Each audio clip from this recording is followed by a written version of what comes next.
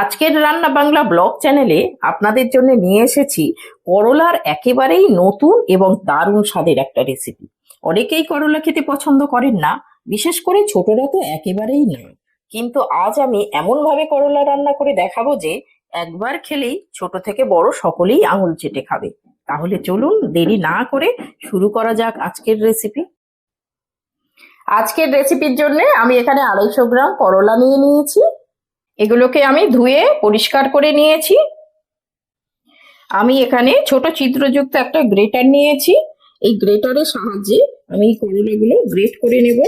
আপনাদের হাতের কাছে যদি বড় গ্রেটার থাকে তাহলে সেই বড় গ্রেটার দিয়ে বা কুড়ুনির সাহায্যে এইভাবে করলাগুলোকে গ্রেট করে নেবেন।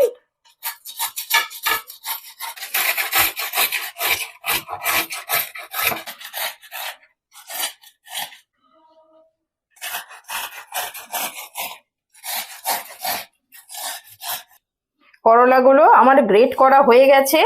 আর এই দানাগুলোকে এইভাবে বাদ দিয়ে দিতে হবে। যদি কচি করলা হয় তাহলে দানাগুলো রেখে দিতে পারেন, সেগুলো কোনো অসুবিধা নেই। আর এইগুলোকে আমি তুলে বাদ দিয়ে দিচ্ছি, একটু বড় বড় দানা ছিল। আমার সবগুলো দেখুন কুড়িয়ে নিয়েছি আমি। এবার এই করলাগুলোকে আমি একদম হাত দিয়ে এইভাবে চেপে চেপে জলটাকে বের করে নেব যতটা সম্ভব। বের করে নিয়ে এই একটা বাটির মধ্যে তুলে নেব। এইভাবে করলা আমি চেপে চেপে জলটা বের করে নিলাম। এইভাবে নিলে কি হবে, তিতোটা অনেকটা কম হয়ে যাবে। যারা তিতো খেতে পছন্দ করে না তারাও খেতে পারবে। এবার এই গ্রেট করা করলার মধ্যে কিছু মশলা মেশাবো। এখানে পরিমাণ মতো লবণ দিয়ে দিচ্ছি, আর এখানে অল্প লঙ্কার গুঁড়ো দিয়ে দিলাম, আর অল্প হলুদ গুঁড়ো দিয়ে দিলাম, অল্প জিরে গুঁড়ো দিয়ে দিচ্ছি। এখানে বেসন নিয়েছি, এই বেসন আমি 2 চামচ দিয়ে দিচ্ছি। এখানে একটু লেবুর রস, একটা লেবুর হাফ দিয়ে দিচ্ছি। এই লেবুটা দিলে কি হবে, খুব একটা চটপটা একটা স্বাদ আসবে, আর করলার একদম তিতোটা থাকবে না। এই লেবুর রসটা দিয়ে দিলাম। একটু ধনেপাতা এর মধ্যে দিয়ে দিচ্ছি।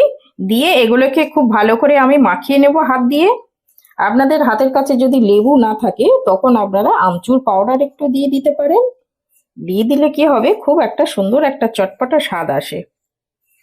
এটা আমি দেখুন এইভাবে সুন্দর করে মিশিয়ে নিয়েছি। এবার আমি রান্নাটা শুরু করে দেব। আর গ্যাসের উপরে একটা কড়াই বসিয়ে দিয়েছি, গ্যাসটা জ্বেলে দিলাম। কড়াতে আমি তেল দিয়ে দিচ্ছি।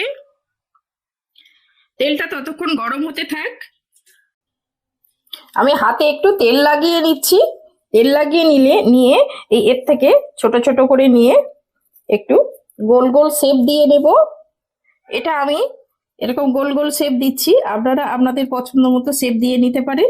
আমি একটু ছোট ছোট করে এইভাবে একটু শেপ দিয়ে নিলাম, নিয়ে এই প্লেটে তুলে নিচ্ছি। এইভাবে আমি সবগুলোকে এইভাবে গড়ে নেব। আমার সবগুলো গড়া হয়ে গেছে, আমি সবগুলো এইভাবে করে নিয়েছি। তেলটা আমার গরম হয়ে গেছে। এবার আমি এগুলোকে একটুখানি শ্যালো ফ্রাই করে নেব। এগুলো আমি শ্যালো ফ্রাই করছি, আপনারা চাইলে একটু ডিপ করে ভাজতে পারেন। আমি খুব বেশি একসঙ্গে দেব না, যতগুলো ধরবে অল্প অল্প করে ভেজে নেব। এটা এক পিঠ হয়ে গেছে, আর এক পিঠ আমি এইভাবে উল্টে দিচ্ছি। এইভাবে একটু উল্টে পাল্টে এগুলোকে ভেজে নিতে হবে।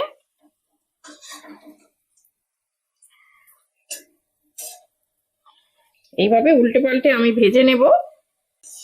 এগুলো আমার হয়ে গেছে, আমি উল্টে পাল্টে ভেজে নিয়েছি। এবার এগুলোকে তুলে নেব।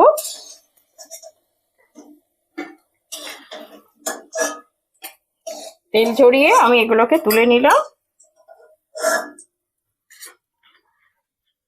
এবার আমি বাকিগুলোকে এইভাবে ভেজে নেব।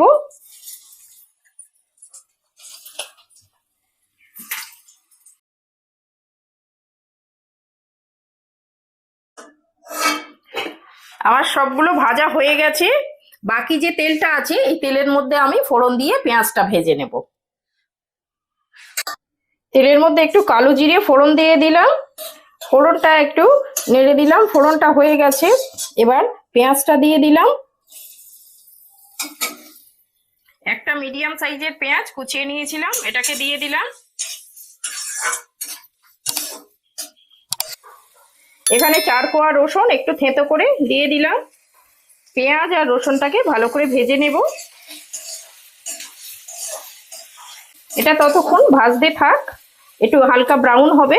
এটা ততক্ষণ ভাজতে দিয়ে আমি একটা পেস্ট বানিয়ে নেব।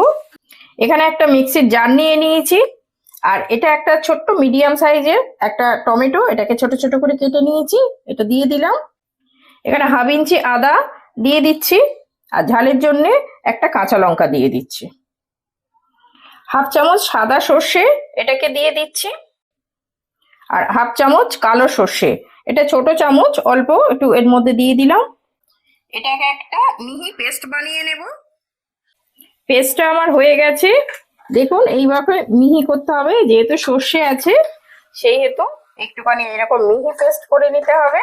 পেঁয়াজটা আমার হালকা ব্রাউন হয়ে গেছে, এর বেশি আমি ভাজবো না। যে মিক্সিতে যে মশলাটা করেছি এই মশলাটা দিয়ে দেব। মিক্সির বাটিতে একটু জল দিয়ে এটাকেও নিয়ে নিলাম। অল্প হলুদ গুঁড়ো দিয়ে দিলাম, অল্প আমি জিরে গুঁড়ো দিলাম, আর 1/2 চামচ এটা আমি ধনে গুঁড়ো দিলাম, আর 1/2 চামচ লবণ দিয়ে দিলাম। এই মশলাটা এবার আমি ভালো করে কষিয়ে নেব। এই মশলাটা সুন্দরভাবে কষিয়ে নিতে হবে, যেহেতু সর্ষে রয়েছে আর সব মশলাগুলো রয়েছে, কাঁচা গন্ধ চলে যাওয়া পর্যন্ত একটু ভালো করে কষিয়ে নিতে হবে। এই টমেটো আর সব মশলাগুলোর কাঁচা গন্ধ চলে যাওয়া পর্যন্ত খুব ভালো করে অবশ্যই কষিয়ে নেবেন। মশলাটা আমার কষানো হয়ে গেছে, দেখুন তেল ছেড়ে দিয়েছে। এবার আমি জল দিয়ে দেব। এখানে আমি 1 গ্লাস পরিমাণে জল দিয়ে দিচ্ছি।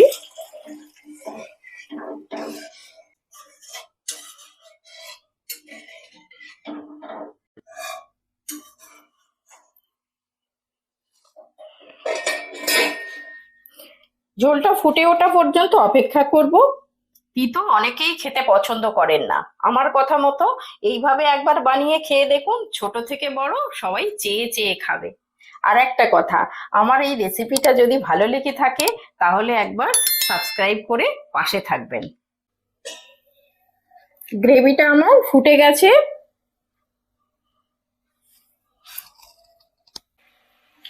গ্রেভিটা আমার ফুটে গেছে, এইরকম হবে ঝোলটা, আমি বেশি রাখছি না। যে বড়াগুলো ভেজেছি এগুলোকে এবার দিয়ে দেব।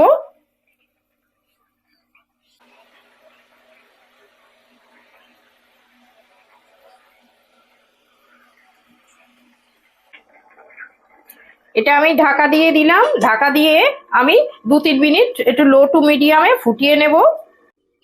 এটা আমার 2-3 মিনিট হয়ে গেছে, আমি খুলে নিচ্ছি। দেখুন কত সুন্দর হয়েছে। এটা দেখতে যত ভালো, এটা গরম ভাতে কিন্তু খেতে দারুণ লাগবে।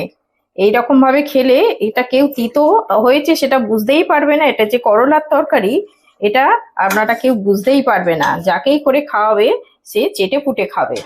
এইভাবে গরম ভাতে বানিয়ে খেয়ে দেখবেন, সবার খুব ভালো লাগবে। একটু ধনেপাতা ছড়িয়ে দিয়ে আমি গ্যাস অফ করে দিলাম। এটা আমার হয়ে গেছে, দেখুন কত সুন্দর লোভনীয় হয়েছে। এটা ভাত রুটি সবকিছুর সঙ্গে দারুণ খেতে লাগে। আর আমার এই রেসিপিটা যদি ভালো লেগে থাকে তাহলে একবার লাইক করবেন আর সাবস্ক্রাইব করে দেবেন। কি এনেছো? এই যে দেখো কোপ্তা কারি করেছি, খেয়ে বলো তো কেমন হয়েছে। ঠিক আছে, দেখছি। কেমন খেতে লাগছে বলবে, কেমন লাগছে বলো। ভালো লাগছে। কিসের কোপ্তা কারি বলো তো, এটা খেয়ে বুঝতে পারছো? কিছু বুঝতে পারছি না তো। কিছু বুঝতে পারছো না? এটা হচ্ছে করলার কোপ্তা কারি। করলাম? হ্যাঁ। একদম বুঝতে পারছি না, একদম তিতো নেই তো? তিতো নেই? না। তিতো নেই তো, এইভাবে রান্না করলে তিতো থাকে না। যারা করলা খেতে পছন্দ করে না এইভাবে রান্না করলে তারা বুঝতেই পারবে না এটা করলার রেসিপি। একদম বোঝা যায় না। একদম হয়ে যায় না। একদম বোঝা যায় না। খেতে খেতে ভালো দারুণ হয়েছে, টেস্ট হয়েছে, দারুণ টেস্ট হয়েছে। দারুণ টেস্ট হয়েছে।